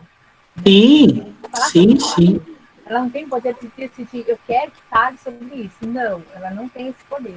Ela não influencia nisso, o que ela faz é ditar as formas que vai ser transmitido, os horários, os tempos, isso. Agora, a forma como é julgada, os enredos que as escolas escolhem, entendeu? Isso ela não influencia em nada, ela influencia assim, olha, vai ser de tal hora a tal hora, cada escola vai ter tanto tempo de desfile. Assim como o futebol, como a Fórmula 1, que agora era... Exatamente. É igual a Fórmula 1. Até há mais de 30 anos era transmitido pela Globo. Hoje em dia é transmitido por outro canal. Ô, Danilo. Oi. Você falou da forma... ser parcial e imparcial, como que um juiz, alguém que está julgando, ele consegue, que todo mundo que está no samba, por mais que sejam cenógrafos que vão lá julgar, eles têm a sua escola. Então, a gente não consegue ser totalmente frio e não se conduzir. Ou existe alguma coisa, exatamente, o povo do Rio já fica mais para São Paulo para julgar? Na verdade, o que acontece? Assim, as pessoas que querem ser juradas, porque existe gente que quer ser jurada, porque é a coisa mais, eu acho que é a coisa mais difícil do mundo, acho que deve ser jurado de escola de samba. As pessoas que querem ser juradas, elas passam por um processo seletivo, como se fosse um concurso público, eles têm que estudar, eles têm que fazer curso para julgar uma escola. Há casos, sim, de jurados que pode ter favorecido uma ou outra no decorrer dos anos, mas hoje em dia esse apuro é muito mais profissional. No sentido, por exemplo, as escolas de samba de São Paulo, elas são julgadas por profissionais de artes plásticas, por músicos de outros estados do Brasil. Aqui em São Paulo é feito dessa forma.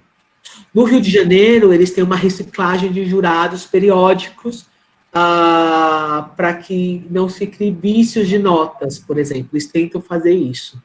Há, sim, influência, há casos disso, registro dessas influências, mas nunca é muito levantada essa bola.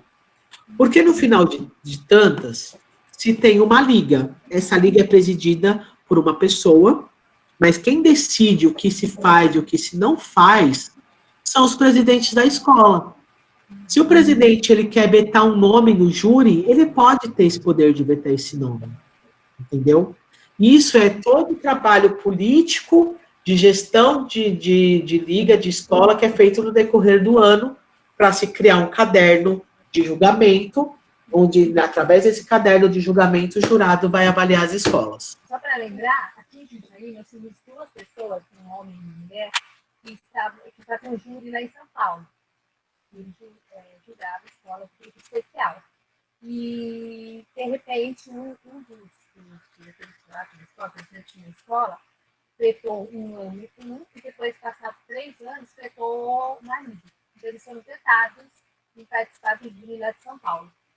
Agora, também é importante a gente comentar que aqui em Jundiaí a gente tem carnaval e eles contratam o pessoal de São Paulo para a gente fazer júri, que é da UESP. E essa UESP, eu faço parte do júri da UESP. Então, cada vez que vem para o carnaval de Jundiaí, eu não sou escalada. Por ser jundiaense, né? Conhecer essa escola daqui. E o ano de 2020, que foi o último carnaval, tem o pessoal do júri, veio para cá, e esqueceram de atribuir uma nota para uma dessas escolas.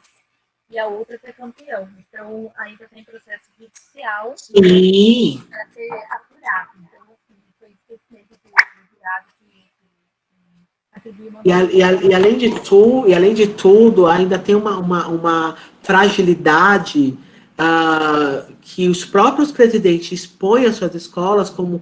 Quem aqui... É engraçado o seguinte, uma coisa engraçada de falar, a apuração dos desfiles, ela dá mais ibope do que os desfiles em si. E a apuração de desfile é coisa de louco, porque dá ibope que dá final de novela das 8. Dá 40, o desfile dá em média 8, 10, 12 pontos de ibope. A apuração dá 40, 50 pontos de ibope. E fica aquele povo todo bem numa planilha de Excel, porque uma apuração de escola de samba é uma planilha de Excel que é preenchida voto a voto. E isso gera uma comoção no Brasil de final de campeonato. E quando você vê presidentes brigando, igual a gente já viu, que presidente que sai na mão, ou aqui em São Paulo, quando teve um ano atrás um cara que rasgou as notas, se perde a credibilidade. E credibilidade é aquilo, é um cristal. Quando quebra, até você reconstruir caquinho por caquinho, demora. Então, são processos avaliatórios que sempre visam uma qualidade melhor no julgamento. Mas é de ano para ano. E é uma coisa muito delicada mesmo. Antigamente era mais delicado, hoje em dia está melhor essa situação de julgamento, sim. São Paulo, o julgamento ele é muito mais técnico. Hoje, em São Paulo, a técnica fala mais. No Rio, o julgamento ainda leva em consideração o espetáculo enquanto emoção. São essas diferenças de julgamento que se tem. Nossa, meu Deus do céu. A Kailane, ela não estava no início, né? Quando você contou aquela história, inclusive você falou até da inclusão daquele artista plástico que entrou, que já começou a organizar tudo bonitinho, naquela parte mais visual. Ela perguntou assim, quem inventou o carnaval e a origem das fantasias? Então, o carnaval, a invenção do carnaval, historicamente falando, o carnaval ele era feito pela festa da colheita. Nos antigos povos romanos, nos antigos povos egípcios, já se registravam ritos de festa, de colheita de trigo, de colheita de uva, e isso era considerado manifestações artísticas carnavalescas daquele povo daquela época, certo? Quando chega no Brasil, o carnaval, ele encontra o negro, que veio para essa terra contra a vontade dele, encontra esse negro querendo buscar essa ancestralidade dele e fazer esses primeiros ritos, né, de rodas de samba, esses batuques, o semba, né, que é um ritmo africano que chama semba, que aqui no Brasil se torna o samba, certo? E isso faz com que essas primeiras manifestações criem formas, que esses grupos depois virem escolas de samba. Quando elas viram escolas de samba, elas vão se competir entre si. Então, era o pessoal da Zona Norte, contra o pessoal do Centro, contra o pessoal da Zona Sul, daí cada escola tinha sua bandeira, e eles vão disputar qual é o mais animado. A partir do momento que eles vão disputar qual que é o mais animado, eles começam a falar, pô, vamos padronizar, vamos todo mundo vir com um chapéuzinho de bico com uma pena? Ah, vamos! Daí aquilo começa a caracterizar como as primeiras fantasias, porque precisa gerar uma uniformidade de identificação daquelas pessoas. Porque, imagina, vem aquele bando de gente, uma de gente de um bairro, aquele monte de gente de outro bairro. A gente sabe que eles são distinguidos por cores, então a gente sabe, e como eram poucas antigamente, então assim, quem era verde quem era verde e rosa era da Mangueira, quem era azul e branco era Portela, quem era vermelho e branco era Salgueiro, quem era verde e branco era Império, Serrano. Então sabiam, se identificavam por cores, quais que eram quais. A partir do momento que elas começam a disputar, vamos vir, então todo mundo com colar de havaiano, ou todo mundo vestido de romano. Nisso se criam as primeiras fantasias para gerar uma padronização estética daquelas pessoas que representam aquele bairro. Porque os primeiros enredos, as primeiras histórias narrativas, como são conhecidas até hoje, elas datam do final dos anos 40, porque até aquela época elas só se encontravam para fazer batuque para ver qual era mais animado e cantar sambas diversos. Essa estrutura, ela se dá no final dos anos 40, entendeu? Daí se cria essa identificação, essa necessidade de criar fantasia para identificar, para padronizar aquele grupo como de tal escola, aquele outro grupo como de tal escola. Sempre que vocês quiserem, em outras oportunidades, vocês podem me contactar. A Simone tem meus contatos, os outros professores também. Eu sempre estou muito disposto a falar. Porque tudo que eu estou falando aqui para vocês, eu não aprendi na escola. Eu não aprendi em faculdade. Hoje, eu conheço a Simone através de um curso que os professores desse curso, eles não aprenderam em faculdade, eles não aprenderam isso no ambiente acadêmico. Isso é passado de geração para geração. E a mesma forma como eu aprendi escutando, hoje eu estou passando para vocês, eu espero que um pouquinho vocês aprendam através da forma como eu explico, do que eu conto, entendeu? Não tem esse registro acadêmico, não tem um diploma, tem só oralidade, do mais velho para o mais novo. Inclusive, isso, a importância, né, dessa tradição, dessa coisa de transmitir de um para outro, que é uma coisa que já vem dos antigos. Se for olhar, o Google só vai ter aquilo, né, o básico que todo mundo sabe, mas não sabe o que está por trás, o que está nas entrelinhas, e nem muito menos o que está no sentimento. Agora, eu vou usar mesmo de você. Tem as outras etapas, eu tenho mais 6 etapas, entendeu? Eu tenho mais 6 etapas. A próxima etapa é o empoderamento feminino no samba. Quer dizer, aquelas mulheres do samba. Eu até vou pegar aquele filme, aquele documentário que tem das mulheres do samba. Maravilhoso. E começa lá da Ciata, entendeu? E terminar na Simone aqui, que está aqui na sala, entendeu? E a mão feminina no samba é muito importante. Então, inclusive, quando eu e a Simone, nós sentamos, né? Sentamos, entre aspas, né? Num domingo, no bate-papo, no WhatsApp, eu estava escrevendo as etapas. Olha, mas essa etapa aqui é melhor para essa, então vamos para essa. Então tem toda essa, tem empoderamento feminino, depois vai ter uma etapa que é exatamente aquela parte mais, né, pesada, de contas, de orçamento, distribuição, quem é quem. É importante o poder feminino no samba, porque é um ambiente extremamente machista. Extremamente machista. Aí você conta, aqui em São Paulo nós temos 2 presidentes mulheres, 3, 4 no máximo, no Rio de Janeiro eu acho que tem 1 ou 2. Carnavalesco, que são as carnavalescas, que é a pessoa que imagina tudo. A gente tem uma carnavalesca conhecida, mas a gente tem uma há mais de 30 anos e só tem ela só. Você sabe que eu fiz 2 anos com a Magali. O meu ex-marido, ele é cenógrafo, né? E aí a Magali chamou ele para fazer uns carros lá, foi durante 2 anos. Quando a gente entrou lá para fazer, a gente entra com uma visão de profissional da área de cenografia. Sim. Mas na hora, quando você está na avenida, porque você tem que dar o acompanhamento... Magali dos Santos? É a da camisa. Magali dos Santos. Então, aí que tá, para você ver, aí Magali... Ela falou, Magali, eu já peguei a Magali dos Santos do camisa, porque são tão poucas que elas ficam notórias. São ela tinha ficado no lugar do marido dela. Exatamente. Magali dos Santos do camisa verde e branco. E a sensação é assim, quando a gente estava lá na escola, trabalhando com os carros, conforme vai chegando no final, a loucura é maior ainda, você não dorme, você não come, não toma banho também, nada, você fica num estado de miséria humana, o corpo. Nossa, olha, já cansei de ir para a avenida com CC, aí, quando você está lá na avenida, porque você já está vindo sem dormir mesmo, né, a preocupação da chegada dos carros também, você não sabe o caminho, mas aquele cansaço que você vem tendo, você teve todas essas noites e dias, carrega peso, mexe com tinta, aquele cheiro horrível de tinta que acaba com a gente, porque não tem essa de se escolher a tinta, né? Não tem. E a emoção que dá ali parece que você não está, você está anestesiada mesmo, né? Exatamente. Então, aí eu até, naquele dia, quando naqueles 2 anos, né, que eu participei, eu encarei, eu me coloquei na situação que é igual ao teatro.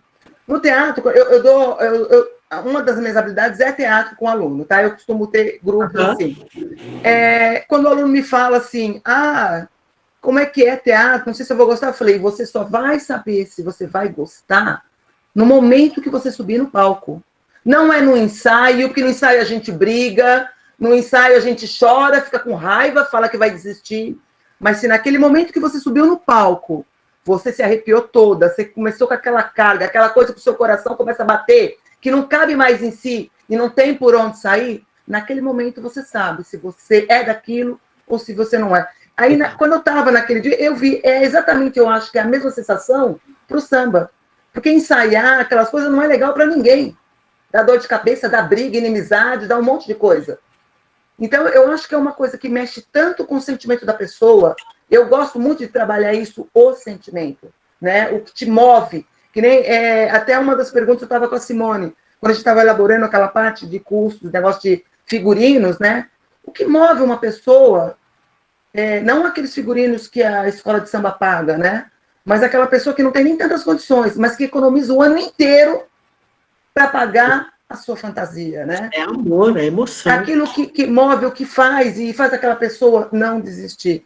Então, assim, eu acho que tanto a escola de samba, qualquer coisa que envolve o povo, e principalmente que é uma coisa tão nossa, que hoje em dia a gente emprestou para o mundo, não tem como as pessoas... Sim. E as pessoas, eu fico uma pena, assim, com meus alunos, assim, não só os meus alunos, o aluno em geral, não dá o valor devido ao que se deveria, porque é uma coisa nossa que a gente tem que ter orgulho mesmo, entendeu? Muitos até confundem com a religiosidade, acham que é uma coisa... Mas não tem nada a ver, entendeu? É uma coisa que fica numa situação que, poxa, é nosso, a gente tem que ter orgulho. Só isso, desculpa colocar. Tem uma última pergunta aqui. Como surgiu os carros alegóricos? Rapidinho, responder para vocês rapidinho. Antigamente, as escolas, elas desfilavam num tablado. Aqui, num tablado. E aqui, os juízes ficavam aqui, e aqui vinha aqui a escola, e se apresentava aqui tocando, brincando. Lembra que não era um desfile linear, histórico, como a gente conhece hoje em dia. Eles se reuniam para batucar, para ver qual que era a que cantava mais alto, a que fazia a festa mais bonita. Apresentou nesse tablado, saía. A partir do momento que eles começam a ganhar uma avenida para contar essa história, e se tem as arquibancadas, que hoje tem a avenida principal, mas antigamente as arquibancadas eram de alvenaria, eram levantadas de metal e madeira, levantava ali numa avenida no centro da cidade para as escolas se apresentar, elas começam a desfilar em céu aberto, a se ter um cortejo. E quando se tem um cortejo, se tem uma história para contar, se tem a necessidade de se ter cenários para contar essas histórias. Então, assim, você vai contar a história do descobrimento do Brasil. Você tem o pessoal vestido de índio, você tem o pessoal vestido de português, mas se você não tem uma caravela ali, como que você vai vestir alguém de caravela? Não tem como vestir uma pessoa de caravela de barco. Então, vamos criar um cenário, vamos criar um barco aqui, bonitinho, tal, e se faziam essas primeiras alegorias para se contextualizar a história que a escola está contando, entendeu? Para se criar um cenário para isso. Como vai evoluindo, esses cenários, eles vão crescendo, conforme eles vão crescendo, vão botando pessoas em cima desse cenário, conforme isso vai evoluindo, esses cenários vão ganhando tecnologia, vão ganhando novos acabamentos, e esses cenários viram as alegorias, os carros alegóricos que a gente conhece hoje. É isso que você falou, que vem, né, lembra bem do teatro grego, logo no início. Exato. Na verdade, eu vou falar, o teatro é grego. Na verdade, não é grego, ele floresceu aos moldes de hoje, mas começa com as colheitas, né, com Deus que eles homenageavam, que eles vinham vindo em procissão no ditirambo. Depois foi tendo a necessidade de criar um local, do local foi tendo o quê? O figurino, foi tendo a necessidade de ter uma cenografia. É mais ou menos bem na mesma história. Tudo é questão da necessidade. E aquilo, a necessidade no início é uma forma amadora, é uma forma mambembe, é uma forma mal acabada, mas que isso dá um resultado legal e ano a ano vai se aprimorando e vai ganhando recursos, tamanho, tecnologia, para se tornar as grandes alegorias que hoje são coisas assim que poderiam ser expostas em museus no mundo afora facilmente. Bom, Danilo, muito obrigada. Obrigada de coração, assim, Deus te ampare e que você perdure no samba por muitos e muitos anos e que você consiga, daqui a 20 anos, estar com saúde e ver toda a mudança no carnaval. Assim, de coração, a Simone, deixo para você aqui a palavra, Adriane, quem mais quiser, algum aluno, mas assim, ó, beijo, beijo, beijo, beijo, beijo, muito obrigada. Obrigado vocês, obrigado Simone pelas palavras, obrigado a todos, obrigado pela oportunidade de falar de uma coisa que a gente gosta tanto. E aí a Simone tem meus compromissos. Oi. Desculpa interromper, mas fica aqui o convite, tá? Para voltar, quem sabe, no presencial, fazer uma, né, Silésia? Esse vai ser muito bacana, uma palestra dessa no presencial. Parabéns aí para a professora Silésia, a professora Simone, pela iniciativa, tá bom? Olha, a gente falou 2 horas aí que para mim parece que foi 30 minutos, porque é uma coisa que eu gosto muito, é uma coisa que vale muito a pena e que é pouco falada, é pouco divulgado. Eu fiquei de aluna, eu amei. Obrigada, viu?